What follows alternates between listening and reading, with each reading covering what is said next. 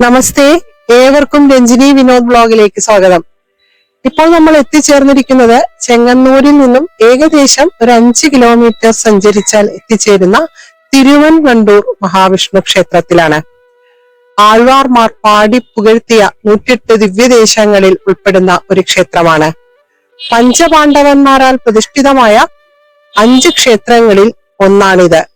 ഇവിടെ പ്രതിഷ്ഠ നടത്തിയിരിക്കുന്നത് നകുലനാണ് എന്നാണ് പറയപ്പെടുന്നത്. അതിപുരാതനമായ ഈ ഒരു ക്ഷേത്രത്തിനെ കുറിച്ചാണ് ഇന്ന് നമുക്ക് പറഞ്ഞു തുടങ്ങേണ്ടത്. അതിനായി ആ മഹാവിഷ്ണു ഭഗവാൻ തന്നെ വാക്കുകൾ നൽകി അനുഗ്രഹിക്കട്ടെ. ആലപ്പുഴ ജില്ലയിൽ ചെങ്ങന്നൂരിനടുത്ത് സ്ഥിതി ചെയ്യുന്ന തിരുവൻവണ്ടൂർ ശ്രീ മഹാവിഷ്ണു ക്ഷേത്രം പ്രശസ്ത വൈഷ്ണവ സന്യാസിമാരായ ആൾവാർമാർ പാടി പുകഴ്ത്തിയ 108 ദിവ്യദേശങ്ങളിൽ ഉൾപ്പെടുന്ന അതിപുരാതനമായ ഒരു മഹാക്ഷേത്രമാണ്. തിരുവിതാംകൂർ ദേവസ്വം ബോർഡിന് കീഴിലുള്ള ഈ ക്ഷേത്രം പഞ്ചപാണ്ഡവ തിരുപ്പതികളിൽ ഉൾപ്പെടുന്നു. പാണ്ഡവന്മാരിൽ ഇളയ ഇരട്ട സഹോദരന്മാരിൽ ഒരാളായ മാദ്രീസുതനായ അശ്വിനി ദേവകളുടെ പുത്രനായ അതിസുന്ദരനായ നകുലനാണ് ഈ ക്ഷേത്രത്തിൽ പ്രതിഷ്ഠ നടത്തിയത് എന്ന് വിശ്വസിക്കപ്പെടുന്നതിനാൽ നകുല തിരുപ്പതി എന്നും ഈ ക്ഷേത്രം അറിയപ്പെടുന്നു. പഞ്ചപാണ്ഡവ തിരുപ്പതികളിൽ പടിഞ്ഞാറോട്ട് ദർശനമായ ഏക ക്ഷേത്രമാണിത്. വലിയ വണ്ടുകളാൽ സമൃദ്ധമായ ഭൂമിയാണ് തിരുവൻവണ്ടൂരായത് എന്നും പാണ്ഡവന്മാരുടെ സാന്നിധ്യത്താൽ ധന്യമായ തിരുപാണ്ഡവയൂരാണ് തിരുവൻവണ്ടൂരായത് എന്നും 2 വാദങ്ങളുണ്ട്. നമ്മാഴ്വാരുടെ ദിവ്യ പ്രബന്ധങ്ങളിൽ പരാമർശിക്കപ്പെടുന്ന ഈ പുണ്യക്ഷേത്രത്തിന് നൂറ്റാണ്ടുകളുടെ പൗരാണികതയുണ്ട്. ഭൃംഗപുരമാണ് തിരുവൻവണ്ടൂരായി മാറിയത് എന്നും ഭ്രമരപുരം എന്നും ഈ ദേശം അറിയപ്പെട്ടിരുന്നു എന്നൊക്കെ പറയപ്പെടുന്നു. വൈകുണ്ഠനാഥൻ ഇവിടെ പാമ്പണയപ്പ പെരുമാൾ എന്നാണ് അറിയപ്പെടുന്നത്. പമ്പാതീരത്ത് വസിക്കുന്ന പെരുമാൾ എന്നും പാമ്പിനെ അണയാക്കി പള്ളി കൊള്ളുന്നവൻ അഥവാ പന്നകശായി എന്നും ഈ വാക്കിന് അർത്ഥമുണ്ട്. കമലാനാഥൻ എന്നും ഭഗവാനെ ഇവിടെ വിളിക്കപ്പെടുന്നുണ്ട്. ലക്ഷ്മി ദേവിക്ക് പ്രത്യേകം പ്രതിഷ്ഠയില്ലെങ്കിലും ദേവി ഇവിടെ ഭഗവാനോടൊപ്പം കമലവല്ലി നാച്ചിയാർ എന്ന നാമത്തിൽ സാന്നിധ്യം ചെയ്യുന്നുണ്ട് എന്ന് വൈഷ്ണവർ വിശ്വസിക്കുന്നു.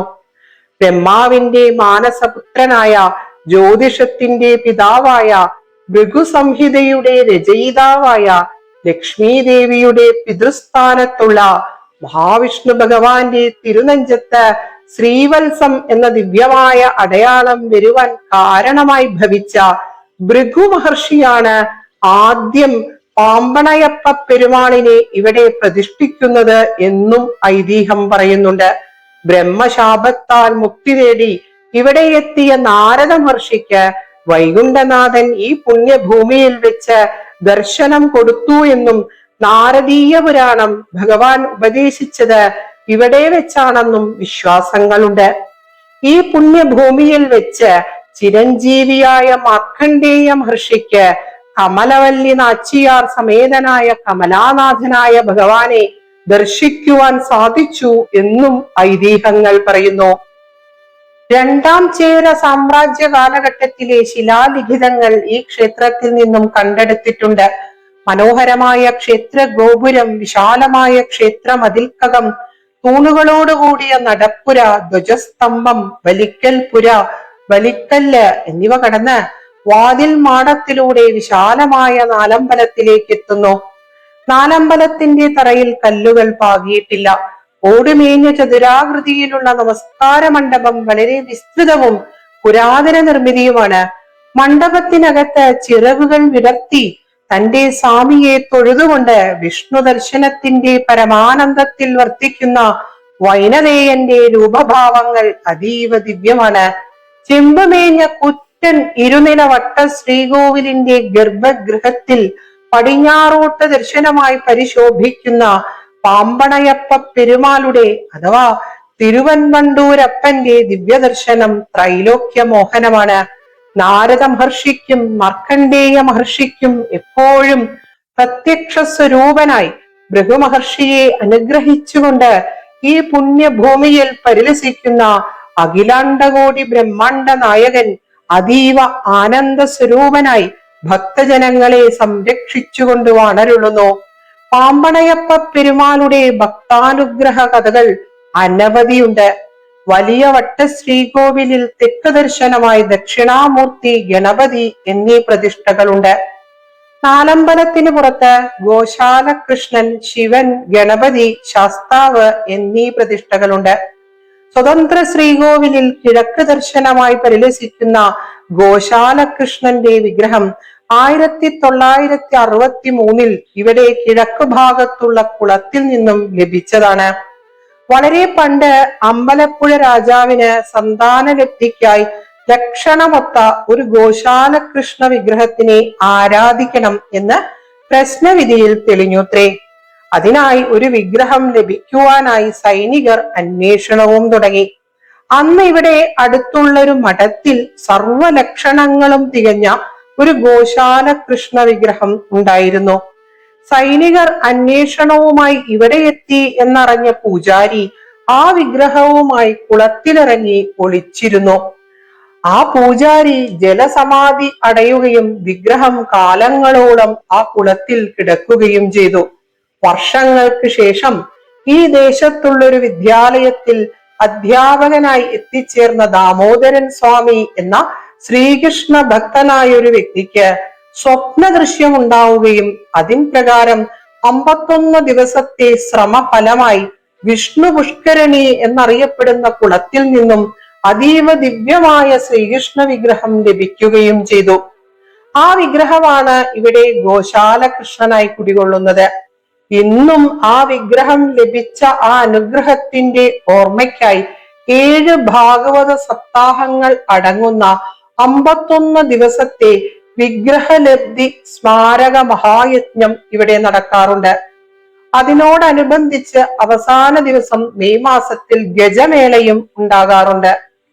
മകരത്തിലെ അനിഴത്തിന് കൊടികേറി കുംഭത്തിലെ ഉത്രട്ടാതിക്ക് ആറാട്ടായി 10 ദിവസത്തെ തിരുവുത്സവം ഇവിടെ ആഘോഷിക്കപ്പെടുന്നു. ഗരുഡവാഹന എഴുന്നള്ളത്തൊക്കെ അപ്പോൾ ഉണ്ടാകാറുണ്ട്. തന്ത്രം താഴ്മൺ മഠത്തിനാണ്. ധനു 1 മുതൽ ദശാവതാര ചാർത്ത് നടക്കാറുണ്ട്.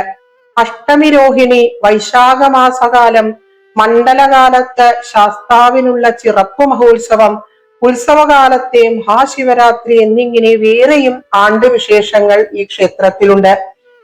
3 വർഷങ്ങൾക്ക് മുമ്പ് ഈ ക്ഷേത്രത്തിൽ വെച്ചൊരു ഭക്തൻ ഗോശാല കൃഷ്ണനെ ദർശിച്ചു എന്ന വാർത്ത അന്ന് മാധ്യമങ്ങളിൽ നിറഞ്ഞു നിന്നിരുന്നു. സോപാനപടികളിൽ നിന്നും ഇറങ്ങി ഗോശാലയുടെ കിഴക്ക് ഭാഗത്തേക്ക് ഓടിപ്പോയ അജ്ഞാതനായ അതിസുന്ദരനായ ഒരു ഉണ്ണിയെ പിന്നെ ആരും കണ്ടില്ല എന്നാണ് പറയപ്പെടുന്നത്. സോപാനപടിയിലെ എണ്ണയിൽ കൊതിഞ്ഞ ആ കുഞ്ഞു കാൽപാദങ്ങളുടെ ചിത്രം ഇന്ന് ഈ ക്ഷേത്രത്തിലൂടെ ഇങ്ങനെ സഞ്ചരിക്കുമ്പോൾ ഓർമ്മകളിലേക്ക് അപ്രതീക്ഷിതമായി വന്നു എന്നതാണ് സത്യം. ഈ ക്ഷേത്രത്തിൽ ഒരു ഗോശാലയുമുണ്ട്. ഉറുമ്പ് കാട്ടി ഓടി നടക്കുന്ന പശുക്കിടാങ്ങളുടെ ഇടയിൽ എവിടെയെങ്കിലും ഗോപാലനായ ഗോവിന്ദനായ ആ നീലമണിവർണ്ണനുണ്ടോ എന്ന് ഭക്തജനങ്ങളുടെ അന്തരാത്മാവ് അറിയാതെ തേടിപ്പോകും എന്നതും യാഥാർത്ഥ്യമാണ്. ക്ഷേത്രക്കുളം പമ്പാതീർത്ഥമെന്നും പാപനാശന തീർത്ഥമെന്നും അറിയപ്പെടുന്നുണ്ട്. ദിവസേന 5 പൂജകളും 3 ശീവേലിയുമുള്ള ഈ ക്ഷേത്രത്തിൽ ഉഷപൂജയ്ക്ക് മഹാവിഷ്ണുവായും, ഉച്ചപൂജയ്ക്ക് കമലാനാഥനായും, അത്താഴപൂജയ്ക്ക് പമ്പണയപ്പനായും ഭഗവാൻ ദർശനം നൽകുന്നു. ഈ സമയങ്ങളിൽ അലങ്കാരങ്ങൾക്കും നിവേദ്യങ്ങൾക്കും പൂജകൾക്കും അർച്ചനകൾക്കും ഒക്കെ വ്യത്യാസങ്ങളുമുണ്ട്.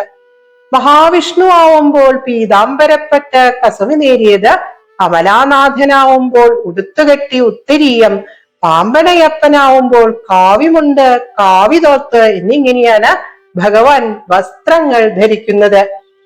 ഉഷപൂജയ്ക്ക് ഉഷപായസം, ത്രിമധുരം, കദളിപ്പഴം, ഉച്ചപൂജയ്ക്ക് പാൽപായസം, വെള്ള നിവേദ്യം, അത്താഴപൂജയ്ക്ക് ഉണ്ണിയപ്പം, താമ്പൂലം എന്നിങ്ങനെയാണ് ഭഗവാന്റെ ഇഷ്ടനിവേദ്യങ്ങൾ. നെയ്വിളക്ക് തിരുവൻവണ്ടൂരപ്പന് ഏറെ ഇഷ്ടമുള്ളൊരു വഴിപാടാണ്.